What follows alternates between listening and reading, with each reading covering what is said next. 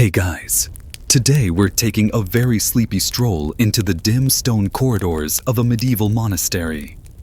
Tonight, you're not just observing history, you're living it.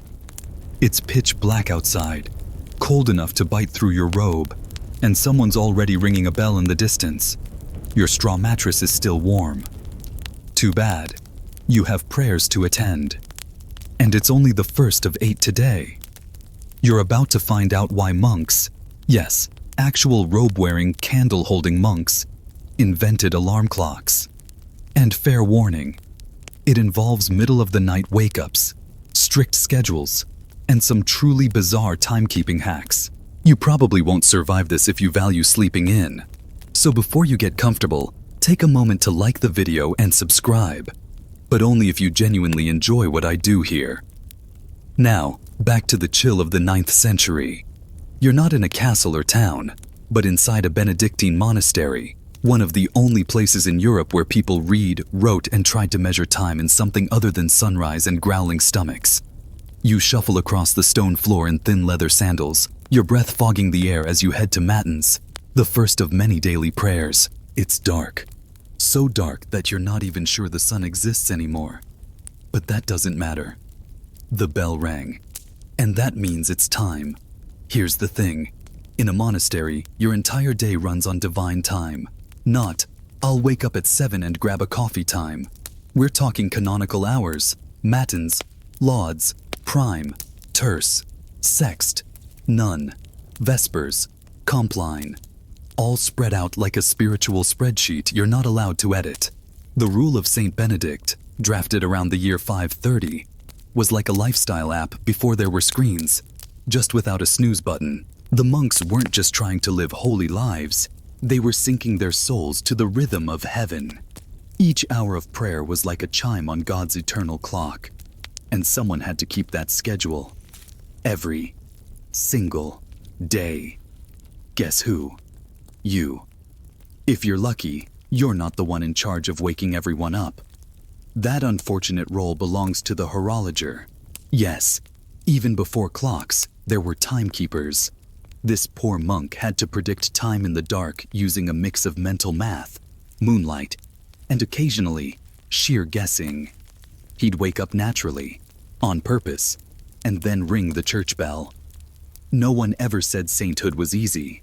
Now, here's a mainstream historical fact for your sleepy brain.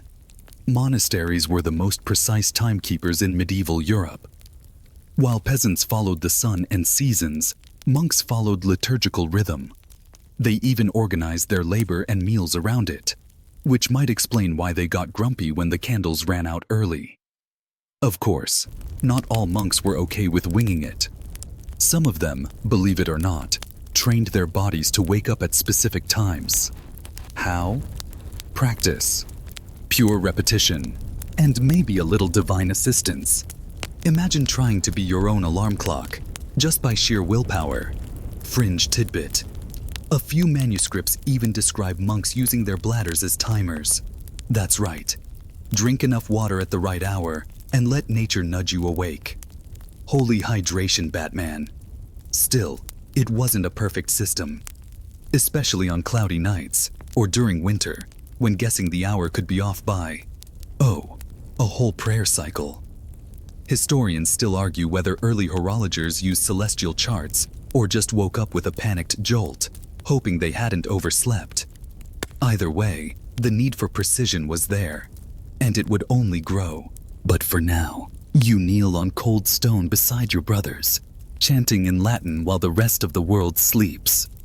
Your voice echoes off walls that have heard the same words for centuries. No one's looking at a wristwatch, yet somehow, everything is on time. Well, almost. As the final amen drifts through the cloister, the sky outside is still dark. There's no daylight to chase, just the next prayer and the one after that. But you, friend, are now in the realm where time is sacred, and the monks are about to start building ways to control it. You're back in the monastery, blinking against the flicker of candlelight. Outside, a storm rumbles low, like a disgruntled bear too lazy to attack. Inside, though, things are humming, if quietly. You're standing in what passes for a laboratory in the 11th century. A cool stone chamber full of wax, sand, water, and an alarming number of metal pans. And in the middle of it all, a monk with soot on his nose and absolutely no regard for fire safety. This is where the game changes, because monks like this one, part scribe, part inventor, weren't content with waking up by instinct or guesswork anymore. They wanted tools, devices, gadgets, anything to make sure matins didn't start at roughly maybe 2 a.m., but at exactly the right holy moment. So here you are, watching your first candle clock in action. It's simple genius. Take a candle, mark it with evenly spaced lines. Each notch equals, say, 30 minutes. As it burns down, you know what time it is. If it's 3 notches deep, that's 90 minutes gone. Easy, reliable. Unless the wind blows, the wax drips unevenly. Or, oops, a cat knocks it over. It happens more often than you'd think. Here's a solid historical fact. Candle clocks were common in monastic life by the 10th century. Not just in Europe either. Similar ideas appeared in China and the Islamic world, but European monks ran with it like it was divine revelation. Some even added metal nails or balls at each mark. When the wax melted enough, the nail dropped with a clang into a metal tray below. Instant medieval alarm clock. Now that wakes you up. You flinch the first time it goes off. It sounds like someone dropped a hammer on a cooking pot. The monk just nods, satisfied, then jots down his experiment results with ink-stained fingers. You ask him how accurate it is. He shrugs and says, "Better than Brother Andrew's bladder." There are other inventions in here too. Water clocks, or clepsydras, are the next big thing. You peer at a stone basin with a tiny hole in the bottom, slowly dripping into a second vessel below. As the water level rises or falls, it indicates time. Some monks even carved measurements into the sides to keep track. But here's the problem. Water clocks were fussy. They leaked. They froze. They were about as reliable as a rooster in a thunderstorm. Still, they held symbolic power. Water, like time, flows steadily until it doesn't. And then there's the weirdest one yet. Incense clocks. Yes, burning sticks of scented powder, measured to release a different fragrance every hour. Not as practical for waking you up, unless you're the kind of monk who leaps out of bed shouting, "Frankincense! It's terse!" Here's your fringe tidbit for the night. In some monasteries, monks added tiny gongs or bells triggered by melting wax or falling weights, rudimentary attempts at sound-based timekeepers long before mechanical clocks. Basically, it was a chain of chaos waiting to happen. But you can't deny it. They were trying. And while it's tempting to picture them as solemn, humorless types, you realize that monks were also deeply curious. They tinkered.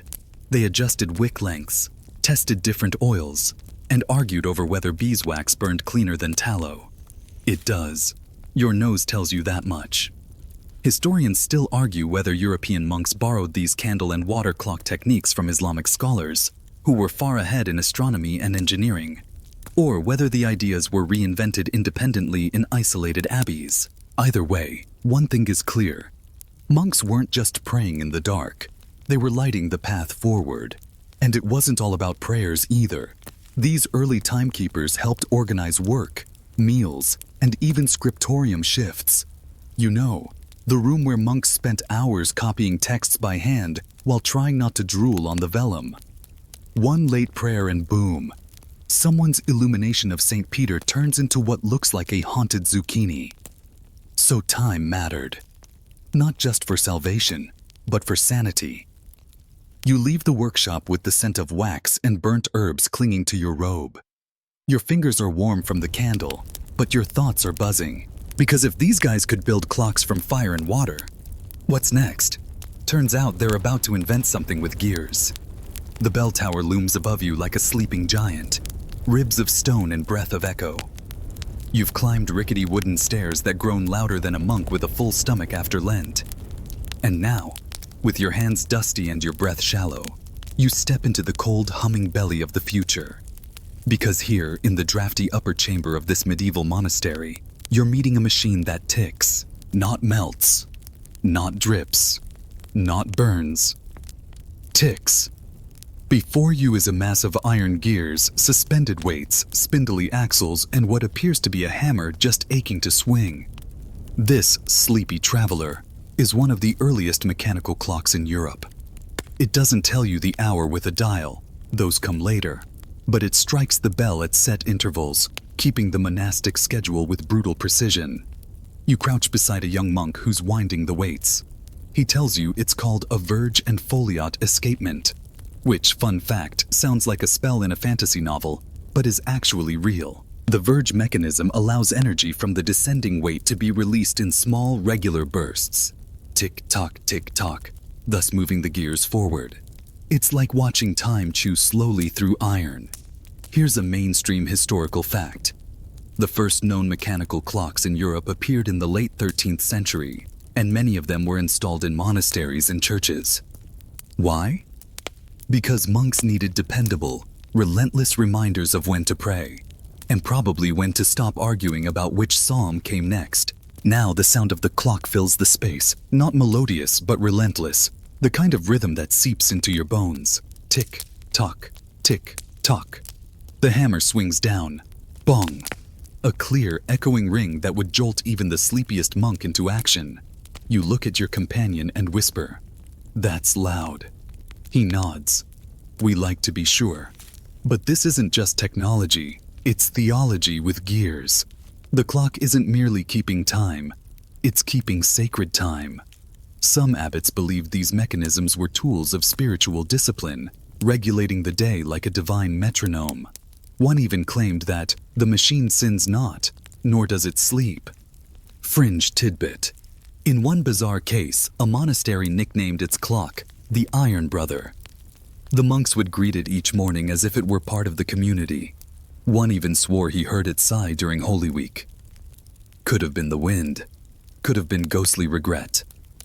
But even this Iron Brother has its issues. It needs constant maintenance. The weights must be wound daily. Gears slip. Rust creeps in. But the monks are obsessed, tweaking and adjusting it until it hits its perfect rhythm. Because it represents something more. Not just accuracy, but order. Historians still puzzle over the true motivations behind these early clocks. Were they purely for religious devotion, disciplining the body and soul through routine? Or were they power statements, reminding everyone in the village that the church not only spoke for God, but ran time itself? That debate plays out in whispers across Europe as more monasteries adopt mechanical clocks. Eventually, towns want them too. Not for prayers, but for markets, for workers, for law courts. But you? You're still up here, watching the gears turn, hypnotized. Your mind drifts. You think back to that wax-dripping candle, the clattering nail, the incense smoke curling in the scriptorium. Now it's all metal and math, and the monk beside you just grins as he pulls a lever and the bell strikes again. Time has changed, literally. You wake up with a jolt. Not because someone whispered your name, not because Brother Thomas tripped over your sandals again. No, this time you're yanked out of slumber by what can only be described as a weaponized bell going off in your room. Welcome to the next chapter in monk tech evolution. The alarm clock. Yes, it's still the Middle Ages. And yes, alarm clocks exist. Sort of. You stumble out of your cell, hair tousled, eyes squinting, heart somewhere in your throat, and spot the contraption mounted to the wall. It looks innocent enough. A weight and gear system, a little hammer, a tightly wound spring mechanism. But don't be fooled. This thing was built to interrupt dreams, and quite possibly induce mild trauma. The monk who designed it appears in the doorway, grinning like he's invented sliced bread 4 centuries early. "It works," he says proudly, as though that was ever in question. You glare at him. He beams. The logic behind it is simple. The gear-driven clock is rigged to strike not just any bell, but a small, personalized one, timed to go off at, say, 2:45 a.m. which is precisely when you're meant to wake for matins. Think of it as a divine wake-up call, or a spiritual sucker punch. Historical fact time.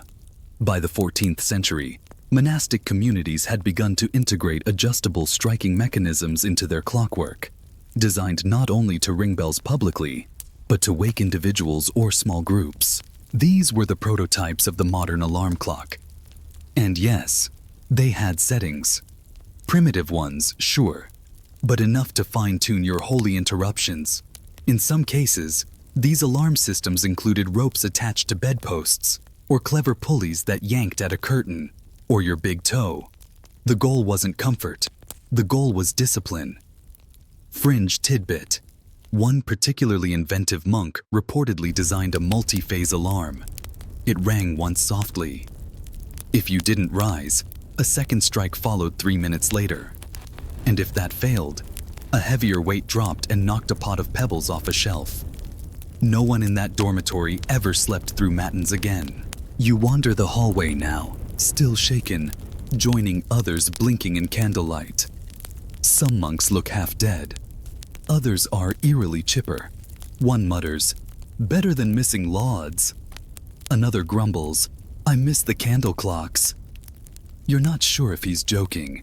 And here's something worth whispering. Not everyone liked these machines.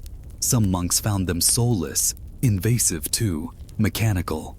They preferred the rhythm of nature, of intuition, of the stars.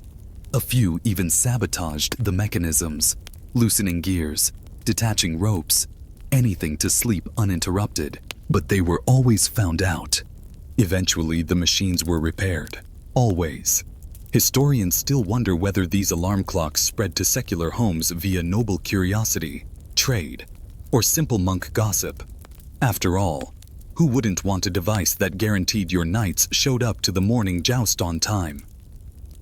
You exit the hallway and drift into the church. Outside, the stars are fading. Inside, the mechanical bell in the tower strikes again, right on schedule. You realize something strange. Though it startled you, the alarm worked. You're here.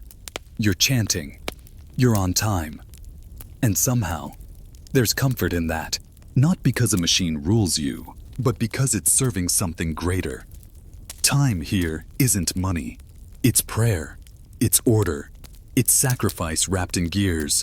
And as you glance back toward the dormitory, toward the faint ticking of the alarm still resetting for tomorrow, you feel something shift.